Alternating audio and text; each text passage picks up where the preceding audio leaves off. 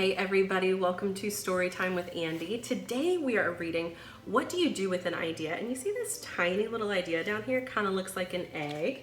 You'll see in the book that it starts off small and it grows and it grows and it grows and it becomes something completely different. In fact, when we start the book, the pages are not very colorful, and then as the idea gets bigger and bigger, it becomes more and more colorful and vibrant. It's really cool how they showed that in the book. So we are going to be drawing an idea after we read, so be sure to get a pencil or a marker or a crayon or anything you like to color with, and a piece of paper, and we're going to be drawing the idea, which looks a little bit like an egg with a crown on it, and that's from one of the pages in the book. So stay tuned after we read and you can draw along with us, okay? All right, this special shout out today goes to my buddy Lucas K in North Carolina. And Lucas, this book goes to you because you are an idea man and you're always full of fun ideas of how to play or what we could do. So I hope you enjoy this book, okay? You guys ready? Let's read What Do You Do with an Idea? What do you do with an idea? Written by Kobe Yamada. One day, I had an idea. Where did it come from? Why is it here? I wondered. What do you do with an idea? At first, I didn't think much of it.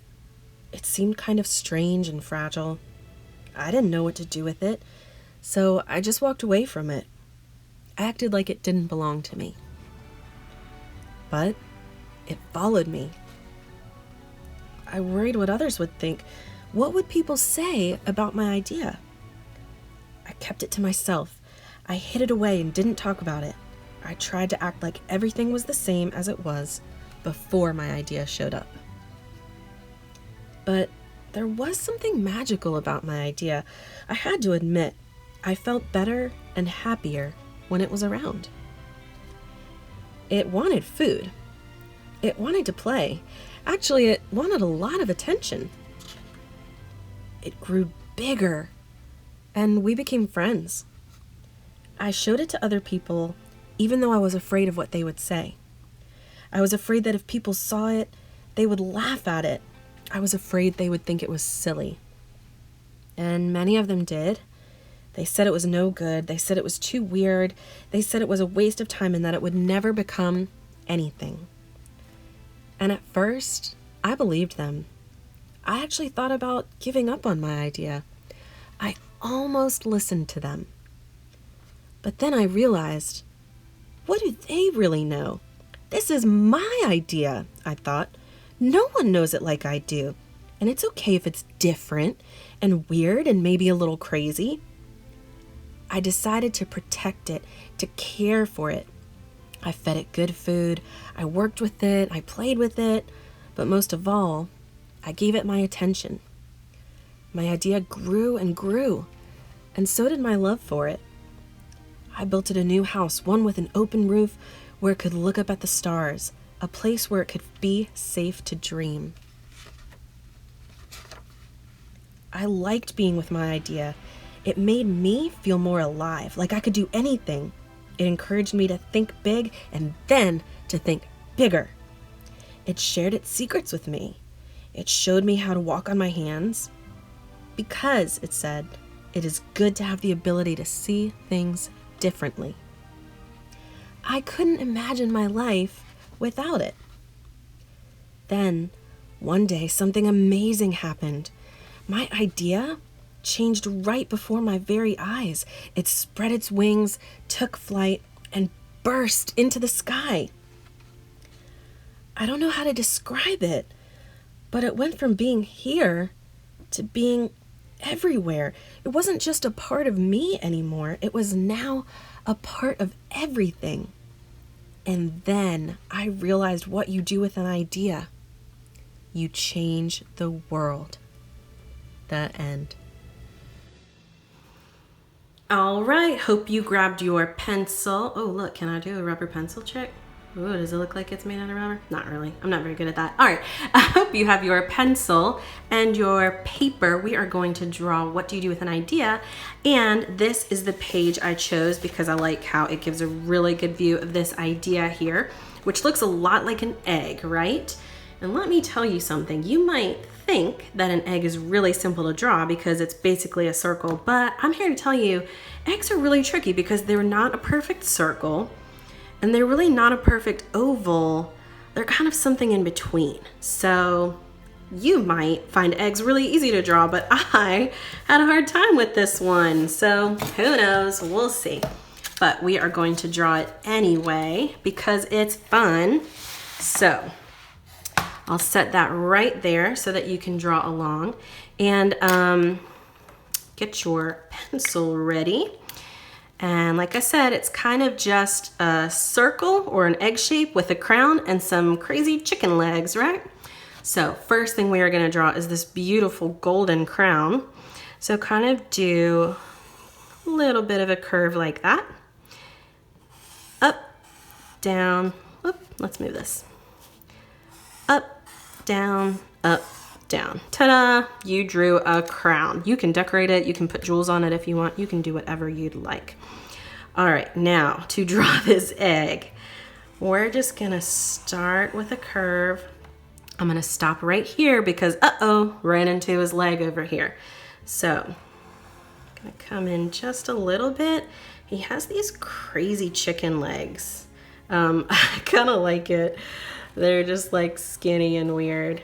And then he has these chicken toes that come down. It's just so strange, but I love it. All right, there's our one leg. So then we keep coming in. Running into another leg. Let's do, we'll finish our circle a little bit like that.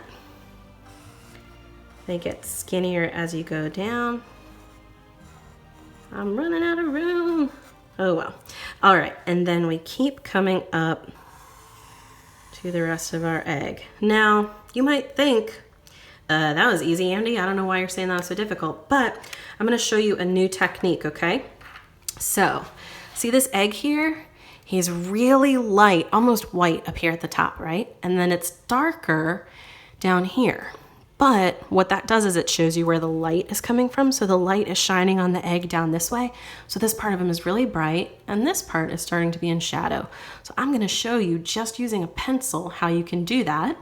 So if you have a pencil, go ahead and grab one. This will not work with crayons or markers. It'll only work with pencil lead. So all I'm gonna do is I'm gonna leave this part really white and bright because that's where the light is. And then coming down here, I'm gonna start to make it dark, only using my pencil. So kind of in like a swooping motion, I'm gonna color it in a little bit. This will not work with colored pencils either. It'll only work with a regular pencil. So again, just kind of like I'm trying to color it in with my pencil. And then you can use your finger and blend it. So you'll see the streaks from the pencil kind of start to disappear and get softer, and it'll just become what looks like a shadow kind of. And of course we wouldn't bring the shadow up here because that's where the light is, right? So we now have a shadow that helps our egg look more egg-shaped, right? Pretty sneaky, huh? And now you have pencil lead all over your finger, right? Be sure you don't touch anything that your mommy wouldn't want you to. All right, so there is our idea. And now you know how to shade using a pencil. And you can draw it, like, see how he kind of has like some little egg spatters? You can like draw those if you want. You can draw, you know, eggs aren't always just white. A lot of times they're really pretty colors. My friend Rachel has a bunch of eggs because she has chickens, and they're all different colors. You know, some of them are greens and blues, some of them are brown, they have spots, they look kind of speckled. So you can give your egg as much character as you would like, right? All right, cool. Now, as always, we need to draw the title of the book so we never forget what a great story it was. This is What do you do with an idea? All right, you ready?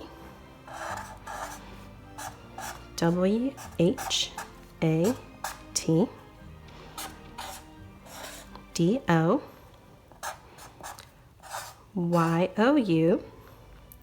Another DO. What do you do? WITHANIDEA.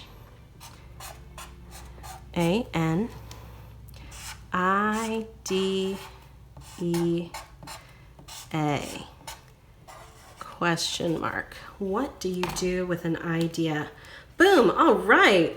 Hope yours looks excellent. Get it? Excellent? Egg? No? Okay. All right, I hope you liked that book, and you see in the book where he shared his idea with the wrong people and they kind of looked at him silly and they weren't super encouraging. That's why it's great to have really good friends and family who love you, and the next time you have an idea, if you share it with people who love you, they'll be able to say, wow, what a great idea, and they can help you change the world with it, right? I hope you enjoyed our drawing too, and it was fun to kind of learn how to shade with our fingers and make a little bit of a mess, right?